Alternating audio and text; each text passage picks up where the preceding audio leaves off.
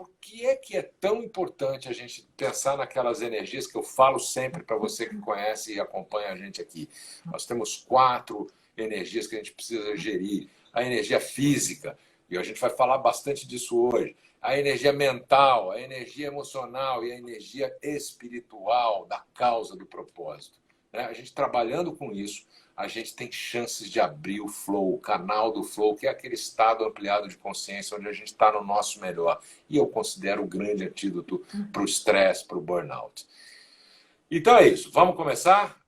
Rogério Estevão, boa tarde. Já dei um oi para... Já dei um oi para a Luciana, mas deixa eu apresentar formalmente a Luciana rapidinho, porque ela tem assim, uma história super legal, um currículo super bacana.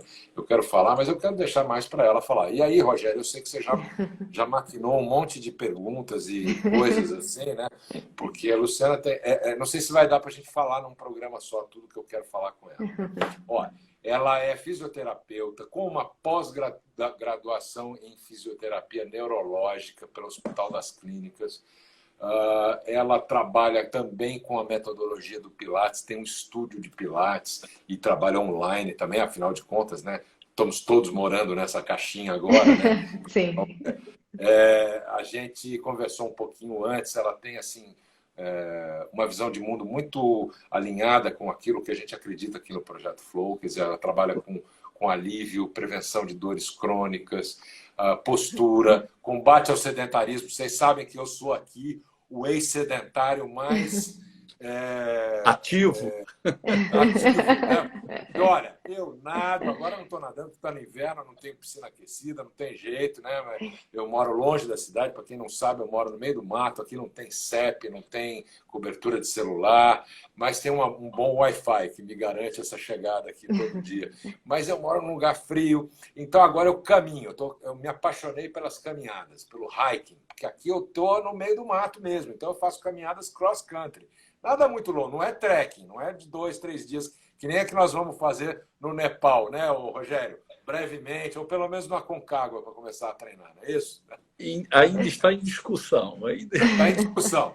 Eu vou mandar o livro, eu acabei de receber esse livro fabuloso de um cara muito bacana, que é o Elias Luiz. O Elias é dono de um dos maiores portais de outdoor life, né? Estilo de vida, montanhismo, caminhada. E o Elias... mandou. E esse livro eu vou mandar uma cópia de presente para o Rogério, para animar ele, que ele conta a trilha que ele fez para o Everest. Então, aí, Cadu, você dá a dica para a gente fazer a primeira introdução aqui de pergunta para a Luciana, que é o que a gente deve fazer para estar inteiro para fazer planos como esse de caminhada, de praticar um esporte, de fazer uma viagem, poder carregar sua mala sem sentir dor? Eu acho que o principal é o movimento. É o que eu falo sempre. A gente tem que se mexer constantemente, todos os dias, em todos os momentos. Eu acho que é isso. É fugir do sedentarismo, colocar o corpo para trabalhar regularmente. A palavra-chave que você usou, eu gosto muito, é movimento. Movimento. Estar em movimento. Também. Né? Eu quero fazer isso, eu quero convencer o Rogério, porque ele corre, ele faz 10 quilômetros todo dia, o cara é muito mais ativo do que eu. Mas, como você trabalha com a questão do sedentarismo como uma coisa a ser combatida, eu comecei o meu combate aqui, eu quero aprofundar mais essa conversa nisso, porque agora é o caminho e tal. E aí você fala muito em qualidade de vida e estresse. Então, a nossa conversa hoje eu queria direcionar nisso. Como é que você usa o aspecto físico, da postura, dessa visão de fisioterapeuta para gerenciar o estresse? Fiquei curioso. Como é que é isso? E como é que o impacto do estresse vem por conta também de uma questão física? Fala um pouco disso para a gente. Sim, sim. Eu acho que, como a gente estava conversando, a pandemia escancarou muito esse estresse, né? Isso sempre existiu, mas eu acho que ficou tudo muito mais aguçado de um ano para cá, né? Então, a gente pode perceber que movimentar o corpo e a atividade física é fundamental para gerenciar o estresse, né? No nosso dia a dia.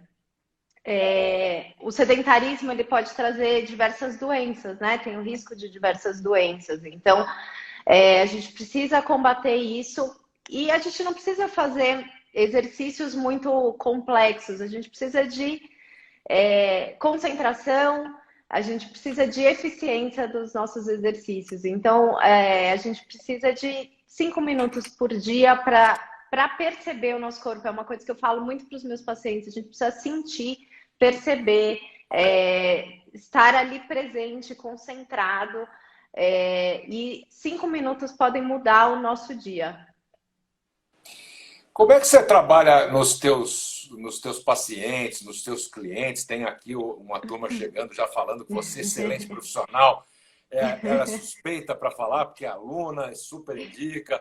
Eu quero saber o seguinte, Luciana, como é que você trata essa questão que você fala que eu achei bárbaro você trazer isso, que é uma prática que eu faço, mas até então num ambiente muito mental. Desse centramento. Como é que é essa questão do centramento como é que você traz numa isso? consulta? Sim, sim, fundamental. Eu acho que quando eu abro a porta para receber os meus pacientes, eu já consigo, de certa forma, perceber se aquela pessoa está disposta, se está cansada, se está estressada, só de olhar para a postura dela, né? Às vezes a pessoa chega cabisbaixa mesmo, com os ombros caídos. Então, a primeira coisa do atendimento, o primeiro passo, eu acho que é colocar a pessoa ali dentro do corpo dela mesmo, né? Então, de sentir, de perceber, de se concentrar. Então, eu procuro sempre começar as minhas sessões com essa percepção, que eu chamo de um despertar do corpo para o movimento, para aquilo que a gente vai desenvolver durante a nossa sessão. Então, basicamente concentração, trabalho de respiração, 5 minutinhos ali para a pessoa se conectar. Legal, legal. Fala, Rogério, desculpa, eu ia só complementar uma coisa, mas fala você primeiro, depois eu vou trazer aqui uma. Não, continua, porque eu vou fazer uma pergunta para ela em função do quadro da pandemia. Legal. Eu queria amarrar isso que você falou, Luciana, que eu acho tão importante, que é uma coisa que vale para qualquer momento, independente de um trabalho físico, um trabalho mental. Se a gente conseguisse incorporar esse centramento como um hábito, como uma prática, a gente estaria muito mais conectado com o nosso ambiente do que a gente está, né? A gente, às vezes, eu como fotografo, gosto de fotografar paisagem, eu começo a prestar atenção em detalhes que eu jamais, em outros tempos, eu teria prestado. É aquela coisa da atenção plena, né? De em qualquer momento você está conectado. Então é legal você trazer isso. Eu estou com um monte de gente chegando aqui. Para você que está chegando agora, seja super bem-vindo.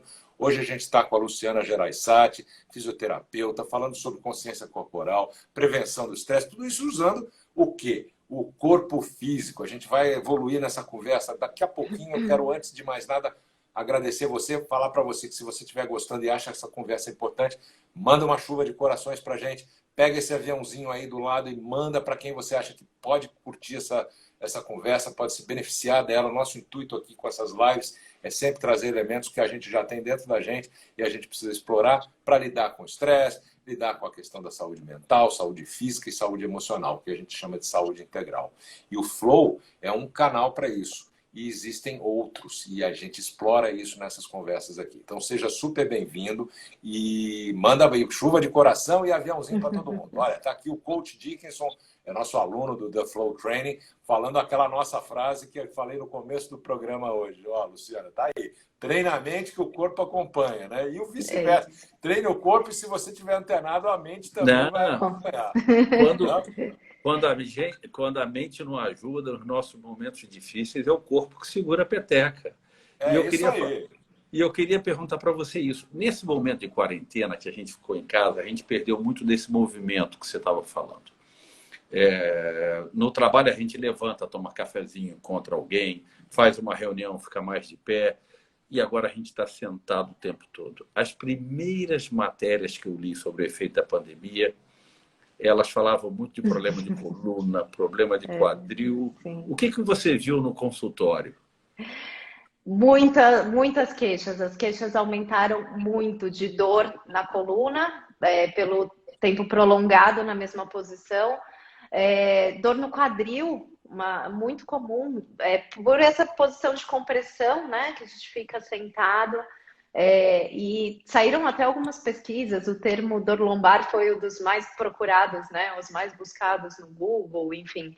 Então, aumentou muito mesmo, e justamente por isso, por essa falta de movimento do corpo, né? Que é o que eu falo muito para todos os meus pacientes, que a gente não precisa fazer 1 hora de exercício, a gente precisa de 5 minutos bem feitos, a gente precisa mexer o corpo várias vezes ao longo do dia, então levantar, caminhar, fazer reuniões em pé, se movimentando, olhar pela janela, né? Ampliar um pouco, relaxar, respirar. Respirar, outra palavra-chave que eu vi que você tem um foco nisso também, né? No teu trabalho. Eu vi que respiração é um dos temas que você mais aborda e tal. Fala um pouco. Eu sei, olha, aqui a gente carrega essa bandeira, tá? Só para você saber. A gente fala, ó, nós não sabemos respirar. A gente respira por cima. É verdade. E aí a gente fala também de um monte de tipos e alternativas de respiração, né? Ó, o pessoal está mandando pergunta e eu quero incentivar. Quem está assistindo a gente, mande suas perguntas e a gente vai fazendo para a Luciana aqui. Fala, Rogério, eu já faço as perguntas que estão chegando. Não, eu fico impressionado como a gente é desconectado da respiração, Luciana, e do corpo. Eu vejo, a gente está tenso o tempo todo, quando a gente... Você olha, não tem nem movimento, nem na barriga, nem aqui em cima. Não tem nada. Não tem a capacidade de expansão pulmonar, né, da caixa torácica. Isso é uma coisa que a gente trabalha muito também nas sessões. E os benefícios posturais e de relaxamento são incríveis, às vezes com um exercício simples de respiração mesmo. Ou eu escuto relatos também, as pessoas chegam aí, deitam para a gente fazer o primeiro exercício e falam, nossa, eu não tinha respirado ainda hoje.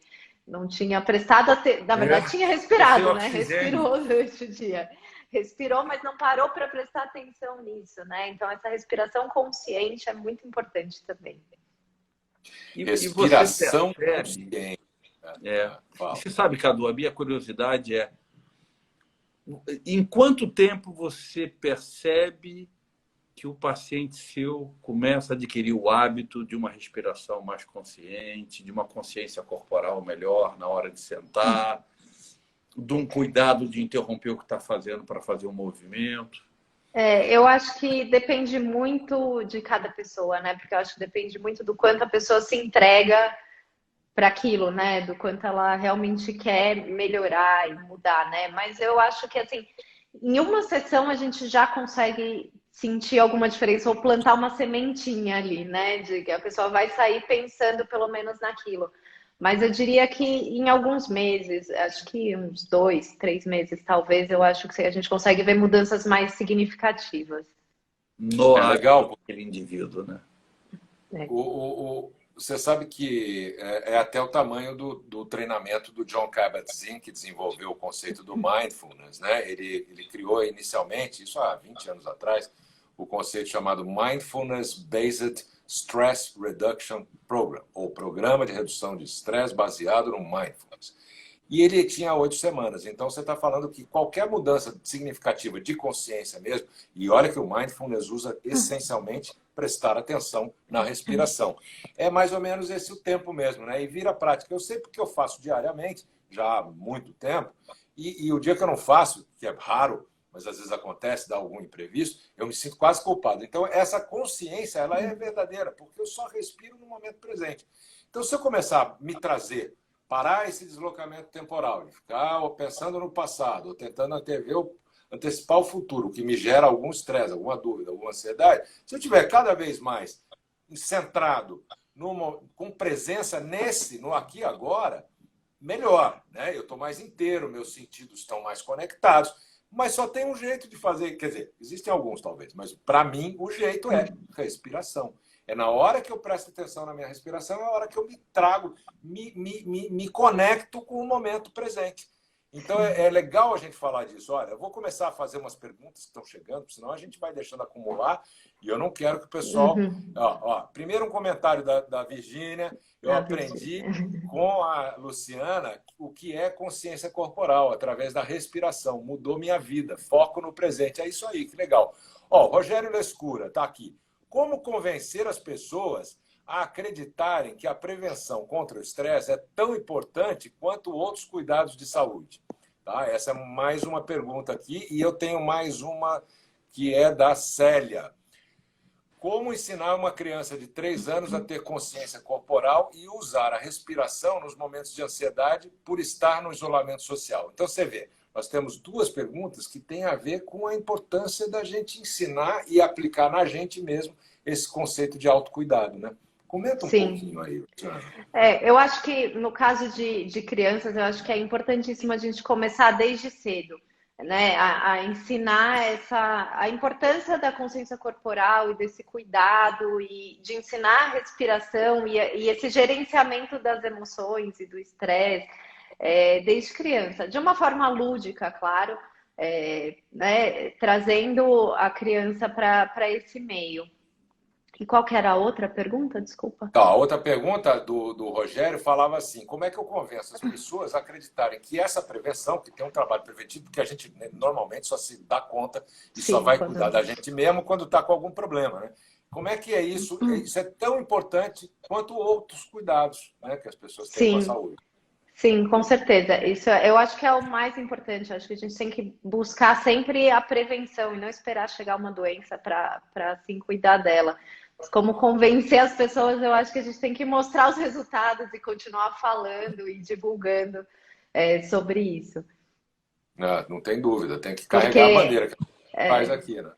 Porque assim, é só sentindo, né? A pessoa precisa sentir para se convencer de que aquilo realmente é importante e que faz bem. E aí, você diria que você tem algum caso que te chamou a atenção dessa transformação, desse convencimento, talvez de uma forma indireta, alguma história para contar para a gente, que traga essa consciência meio que na lata, assim, falar, ó, olha o caso aqui, e agora...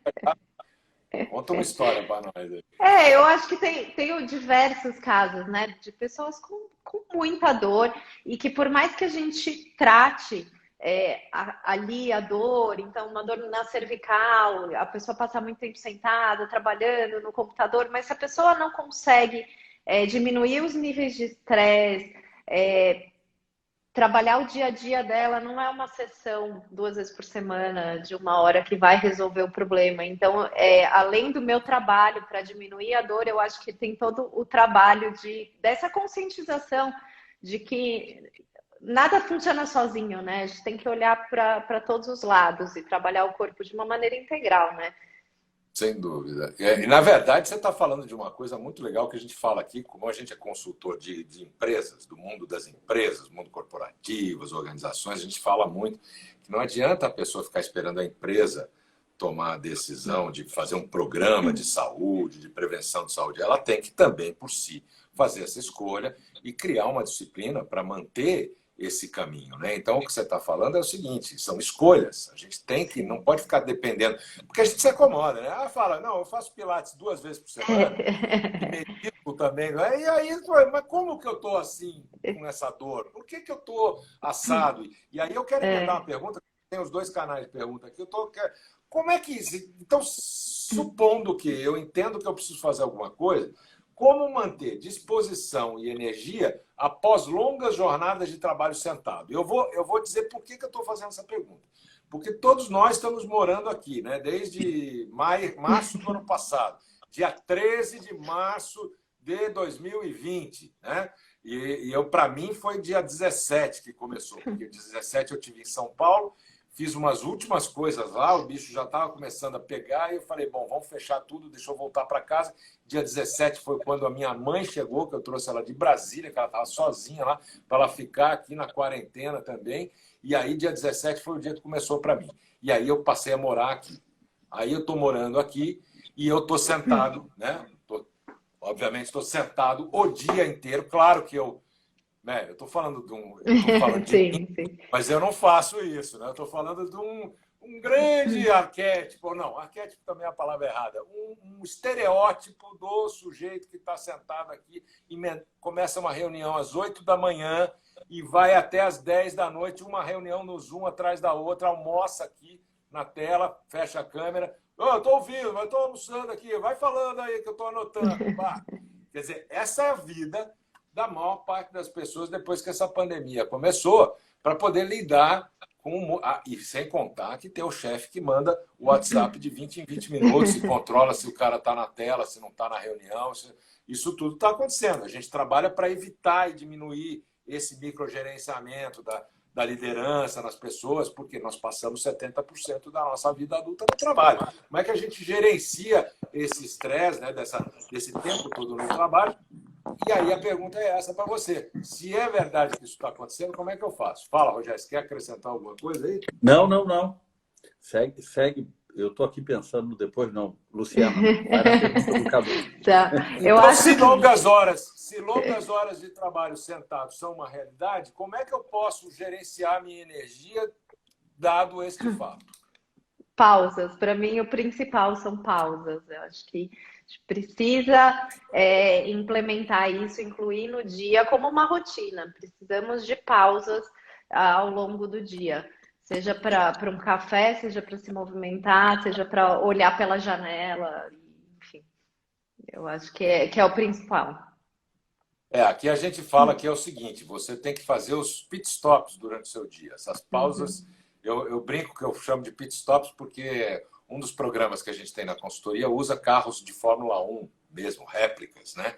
E a gente trabalha com o momento do pit stop como um momento de parar e sair melhor ainda, né? Para ganhar a corrida. Às vezes você ganha uma posição e ganha a corrida, perde também, né? Se a equipe não for bem. Por isso que a gente trabalha nesse conceito do trabalho em equipe.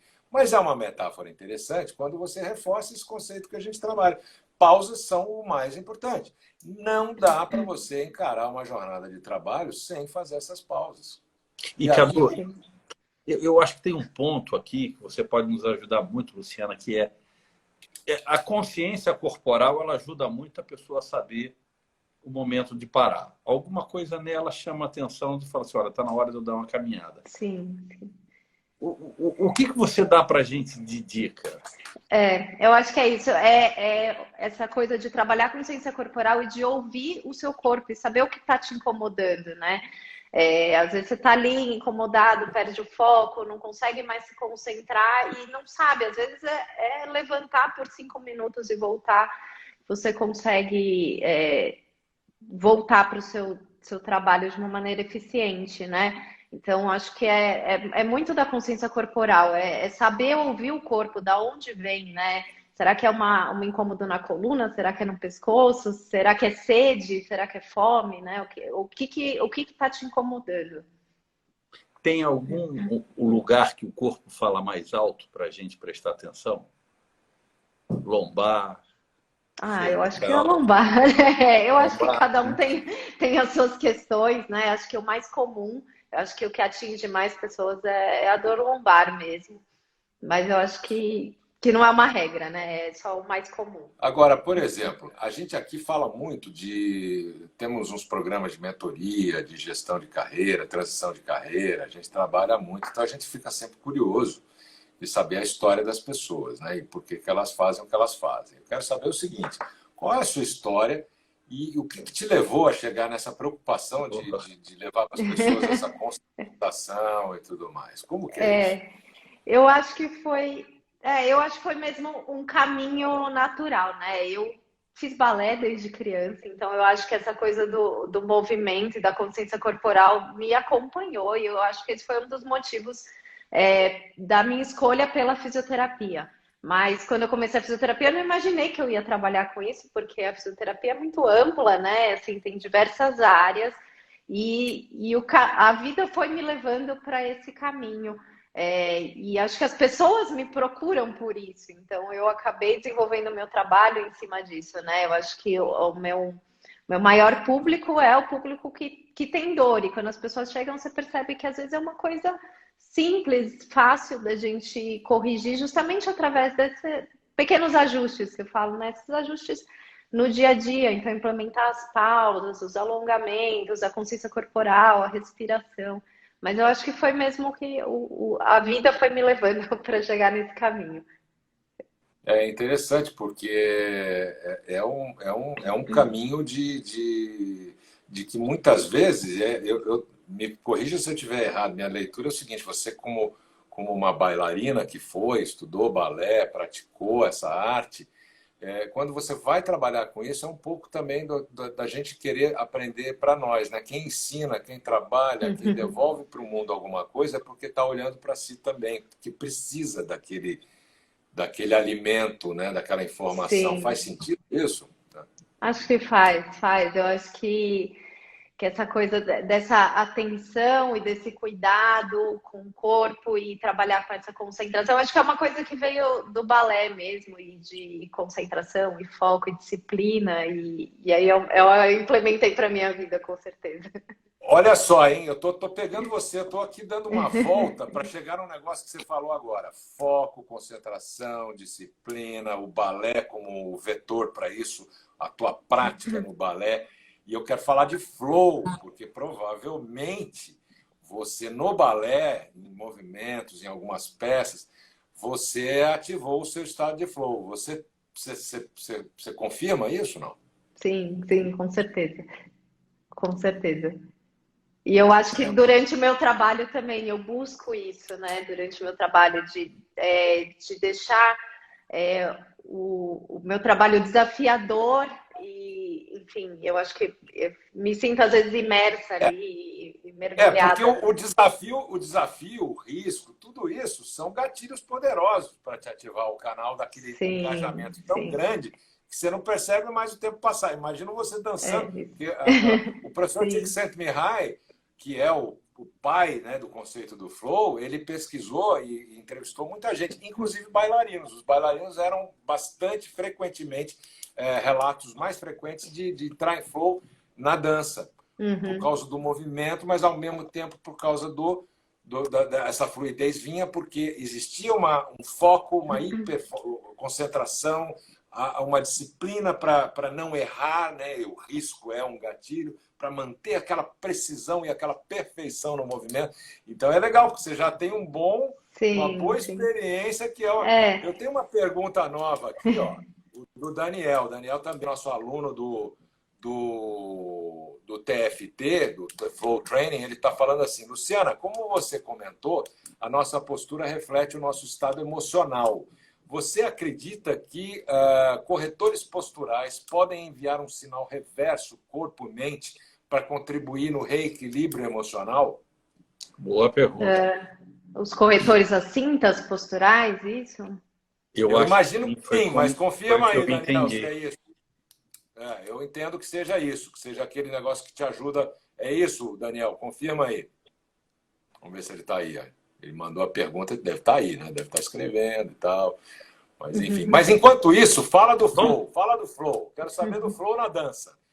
Na dança, eu acho que encontrei muito disso também no método Pilates, porque o método Pilates ele tem alguns princípios e um deles é a fluidez, concentração, respiração, e eu acho que tudo se complementa, né? Então, para você atingir os movimentos e conseguir, você tem que estar ali inteiro, presente, né? Exatamente, perfeito. Eu vou então repetir a pergunta do Daniel, que agora temos a confirmação dele de que sim, são esses aparelhos de correção mesmo. Então, como é que a nossa postura, se ela reflete o nosso estado emocional, se você acha que esses equipamentos, esses corretores posturais, podem enviar um sinal reverso, corpo e mente, para contribuir no reequilíbrio emocional. Ou seja, só usá-los já seja um ponto de partida para isso, é isso? Não deixa você volta. Eu acho que, na verdade, eles funcionam ao contrário. Os corretores posturais, eles funcionam como uma muleta. O seu corpo entende como se você não precisasse fazer aquele esforço para manter a postura. Então, seus músculos ficam mais preguiçosos, digamos assim, né? E aí, quando você tira o corretor, eu acho que você teria o efeito exacerbado daquela sua postura. Mas eu acho que tem alguns estudos que dizem que da gente se colocar nessa posição de enfrentamento das situações que podem ter, sim, um efeito emocional, né? Ou psicológico de poder e tal. Mas os corretores, acho que não.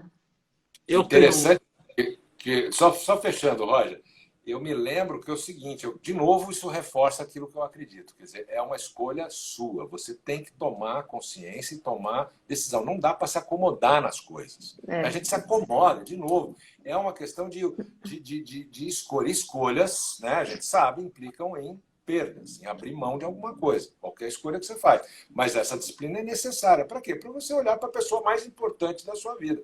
Quem é a pessoa mais importante da sua vida? É você. Fala, Rogério. Mas, Cadu, meu ponto tá nessa linha que você está falando. E aí, pegando a experiência da Luciana, que é como é que você ajuda a desenvolver a vontade? É um bom ponto. Você tem que mexer com o outro. Como é que você faz essa mexida nele? Com muita persistência, eu acho que muito jeito. E eu acho que tem muito de você entender qual é o caminho da pessoa, né? Porque você não consegue trabalhar igual para todo mundo, né? Eu me sinto descobrindo e sempre percorrendo os caminhos e tentando acessar de alguma forma, mas cada pessoa de algum jeito. Acho que não tem uma fórmula para isso. Eu acho que é muito dessa percepção e porque cada pessoa tem a sua experiência e de vida, né? Isso reflete muito no corpo, enfim. Então, é muito de desbravando mesmo e percorrendo esses caminhos juntos, né? Fazendo um trabalho em conjunto.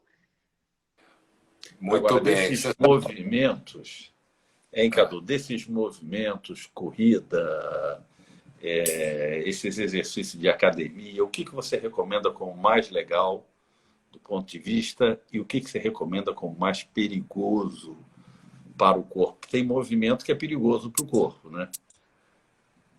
Eu acho que o mais interessante é aquilo que você gosta de fazer. Eu acho que, independente do tipo de atividade que você escolha alguma que te dê prazer, né?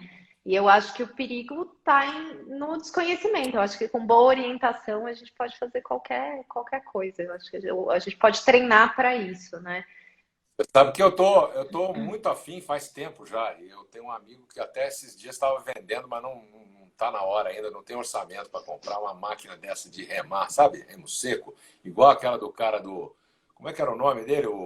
O Frank Underwood, do House of Cards. Ele tinha uma na casa dele, maravilhosa. Eu quero um troço desse aqui, porque é a única coisa que vai me animar. O cara vai travar. O cara vai travar. Não, eu tô querendo dizer o seguinte, eu adoraria ter um troço desse. Eu tô fazendo minhas caminhadas, eu tenho quando dá, eu nado um pouco e tal, dou umas alongadinhas, às vezes quando pinta uma possibilidade de ter alguém bom de yoga, eu acompanho e tal, mas eu sou muito, muito mais ou menos. Disciplina mesmo eu só tenho na minha caminhada. É a única coisa que eu tenho disciplinado. Mas eu fiquei louco com essa história de remar. Porque eu tive um sócio, há um tempo atrás, a gente criou a Mobigrafia, que é a produtora cultural que produz o maior festival de fotografia de celular. E o Ricardo, ele era remador do Pinheiros. Ele remava mesmo, competição, ganharam várias provas. Ele e o irmão dele, o Rodrigo, eles são gêmeos, inclusive. E eu me animei com esse negócio de remar, mas não para ir lá na raia da USP às 6 horas da manhã, 5 horas da manhã para remar, não. Eu queria ter alguma coisa. Aí descobri que tinha essa máquina de remo. Fiquei louco com esse troço. Isso tem a ver com o que você falou, Luciana. Eu jamais me movimentaria, ou se tivesse que fazer, não tem jeito, eu vou. Mas se eu tivesse voluntariamente ir para uma academia, eu não. Eu não tenho esse drive, essa vontade. Então, quando você fala que a pessoa tem que buscar aquilo que lhe dá prazer e com boa orientação, eu concordo plenamente. Faz sentido, Rogério, isso para você ou não? Faz sentido. Eu também concordo com isso. Eu acho que você tem que ir por aquilo que te dá mais. É o melhor. Porque você ficar inventando o melhor do outro e não fazer, também não adianta nada, né? É lógico, pô. Senão, é que nem entrar em flow. De novo, tem que trazer o flow aqui para o cenário. É que nem entrar em flow. Você só entra se você tiver um mínimo domínio da situação e se tiver um desafio que te instigue, que te puxe para ele. Porque se você não tiver interessado, nem curioso, nem afim de fazer, não vai rolar. Então é o meu caso com a academia, entendeu? Não tem jeito. Eu quero aproveitar e emendar uma pergunta do seu xará, Rogério Lescura, está aqui. A gente está caminhando com esse tema nas escolas? Ou a gente ainda tem apenas a figura do educador físico, a educação física e tal? A gente fala dessas coisas nas escolas, Luciano? Você tem essa notícia aí, não? Eu acho que isso tem aumentado, não tenho essa notícia, assim, mas eu acho que é extremamente importante incluir isso nas escolas. Acho extremamente importante abordar esse assunto. Olha aí o Dickinson comentando. Vontade consciente, principalmente em decisão no plano mental, perseverança, constância e ritmo no plano físico. É isso aí, é o que faz a gente caminhar adiante. Obrigado, Dickinson. É o seguinte, pessoal, a gente está caminhando para o final, mas eu tenho que fazer uma pergunta que eu estou instigado aqui, já que falamos em algo que instiga a curiosidade. Então eu vou fazer uma pergunta. Luciana, eu quero saber o seguinte: o que é fisioterapia neurológica? Me explica. A fisioterapia neurológica, ela busca trabalhar as sequelas ou as consequências de algum problema neurológico, alguma doença. Então, a gente trabalha muito na fisioterapia neurológica para recuperar a função e para dar qualidade de vida para esses pacientes. E que tipo de atividade é feito num trabalho assim? Num trabalho de fisioterapia, de reabilitação neurológica, exercícios que busquem melhorar a função, né? Então, enfim, se tem um déficit de sensibilidade ou se tem um déficit de motor, né? De perda de força muscular ou de equilíbrio, então a gente trabalha para reequilibrar isso, para melhorar, para que esse paciente fique independente dentro das possibilidades.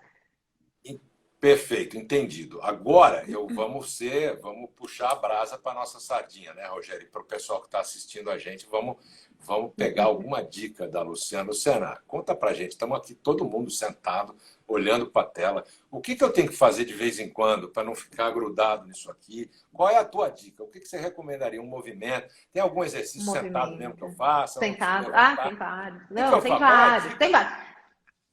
Eu sempre recomendo que, assim, se a pessoa ficar muito tempo sentada, então levanta para fazer os alongamentos, né? Eu acho que é uma boa oportunidade de mudar de posição, mas é claro que a gente pode fazer sentado. Os movimentos simples de alongar o pescoço, de esticar a coluna, de inclinar. Vamos fazer? Vamos. Vamos fazer. Todo mundo. Mais uns 3 aí com a gente, para a gente encerrar com essa dica. Vamos lá. Tá, então vamos fazer esse aqui, ó. Vamos fazer aqui, que eu gosto muito desse, os meus pacientes todos sabem. As inclinações, então inclina para um lado. Gosto muito de acrescentar as respirações, então nessa posição faz uma respiração profunda. Tenta levar o ar aqui para a lateral do seu tórax. Isso, a mão aqui atrás da cabeça, ó, abre os ombros, olha lá para cima, abre os cotovelos. Isso, agora gira, olha lá para trás, olha para o seu cotovelo. Isso, aí gira para o outro lado. Aí. Muito bem, isso aí. Caramba, meu, já estou me sentindo diferente, pô. Que bom.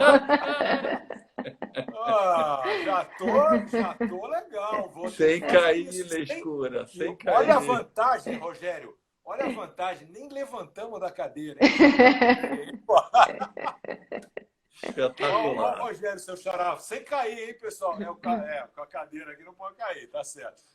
Ô, Lu, obrigado, eu adorei. Obrigada, foi ótimo. A gente tem que conversar mais depois, quem sabe a gente podia fazer uma coisa.